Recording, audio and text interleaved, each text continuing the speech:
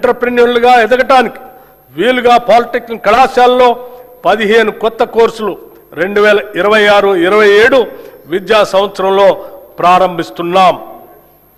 విశ్వవిద్యాలయాలు పరిశోధన సంస్థలకు సంబంధించి భూ విజ్ఞాన ఖనిజ శాస్త్ర పరిశోధనలకు ప్రత్యేకంగా doctor Manmohan Singh earth sciences యూనివర్సిటీని భద్రాద్రి కొత్తగూడెం జిల్లాలో స్థాపించాం. అలాగే రాష్ట్ర విశ్వవిద్యాలయాల్లో న్యాయ ఇంజనీరింగ్ కళాశాల ద్వారా కొత్త ప్రొఫెషనల్ కోర్సులు ప్రారంభించబడ్డాయి.